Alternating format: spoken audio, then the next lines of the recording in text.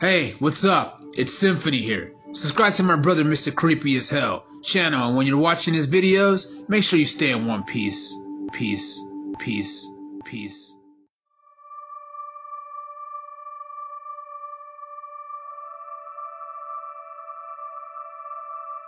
My name is Austin, and what I'm about to share with you is something that happened back in the winter of 2023.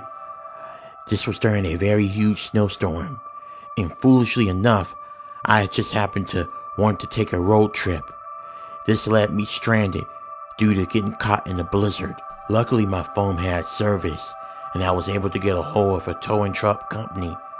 But the bad thing was they wasn't going to be able to come out there right away. They said it might have to be the next day before they can come out there and help me push my car out the snow. And they said that most likely I'm going to be stranded for at least about a good 6 hours. They know for sure that they will come in the morning, but they can't guarantee they'll come tonight.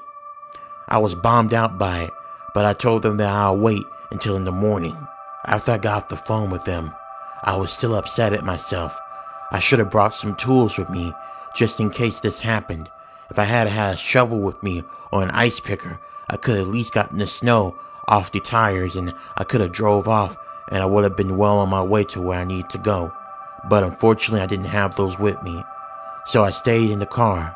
I cut off the power and I just had to brace myself up for a very frigid night as I tried to fall off asleep.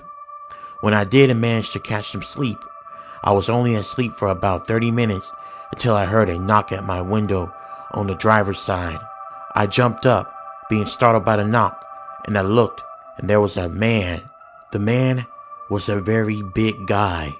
He had big arms and a big chest. He looked like one of those stereotypical guys who live on the countryside or in the woods. He had on a plaid shirt, blue jeans, boots, and he had on a fur coat. And he had on a beanie. Your typical country lumber guy, if I had to describe him. I rolled down the window, and that's when he asked me, "You doing alright, sir? You need any help? You look like you're stranded." "Well, yeah, I do need help. Do you happen to have a shovel or an ice picker or something?" I asked him, but he shook his head no.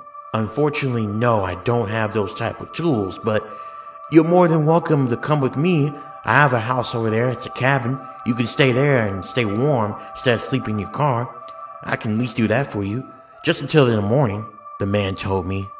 I took him up on his offer without a second thought, but looking back on that, I should have just told him no.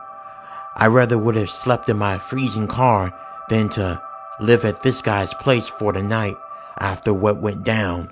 5 minutes later, I got inside the man's cabin, and it was very cozy. He had the fireplace on, and it was very comfortable. The place had 3 bedrooms, and he let me use the spare bedroom. He had a sheet ready for me and a very cozy bed. I couldn't believe it. I didn't have to spend a night sleeping in my uncomfortable car while it was very cold outside. I didn't waste any time. I relaxed myself, and I went ahead and went off to sleep. The man told me, "You holler if you need anything." "Okay, will do. Appreciate it." I fell off to sleep, and I stayed asleep for about 3 hours. Then I woke up. I suddenly had to use the bathroom. The bathroom was near the man's room, so I went in there and I took care of my business. But when I came out, I noticed something was off. I looked down on the ground and I noticed I saw some splatter. It was red. I got a little curious and wondered what was going on. I looked outside and I saw the man shoveling up some snow. I found it kind of odd that he wasn't asleep, but that's his business, not mine. I know I shouldn't have done this, but I went snooping in the guy's room. When I went in his room, I was met with something terrifying. There, laying in the bed, was a dead body of a woman. Her insides were open, revealing her guts and liver exposed. I can see maggots crawling all over the woman's dead body and inside of her intestines. I did my very best to hold the bowel that was coming up through my throat down. And just before I could get out of there, I turned and that man was looking right at me. But this time, his facial expression changed. He had this sadistic smile, and then he said to me, "Don't you know it's impolite to be snooping around people's houses, especially if you are a guest? But if you like, I'll let you join her as well." He picked up an axe, and then he tried to swing it at me. I was able to dodge his attacks, and then I escaped it out of his room by a miracle without the man trying to get me. I then ran out the door, and I ran all the way till I got inside my car. The man was still coming after me, but I didn't know what to do.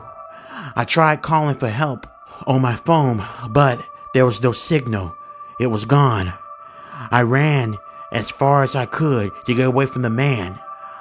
Once I ran and got far away, I saw a truck that was coming. It was an 18-wheeler. I tried flagging the guy down, and luckily it stopped. I told the man about my situation, what happened, and he was able to help me. He helped me get my car unstuck once we got back to the scene. But when I looked around, there was no sign of that man.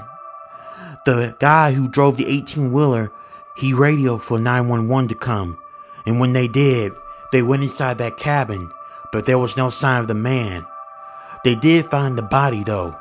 And once everything was taken care of, I gave the officers my statement and they thanked me. Afterwards, I was able to get back home safely.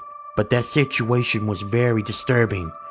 I'm just thankful that I woke up and I did went and investigate that guy's room, because there was no telling what he would have done to me. And I still wonder, when he was out there shoveling up snow, was he really doing that? Or was he actually shoveling up a place to bury the dead body at? Or he could have been doing that to try to kill me and then use it to bury my body. There was no telling. But I'm glad I got out of there and I had enough courage to fight the guy off. Hopefully they find that guy and they get justice for that poor woman.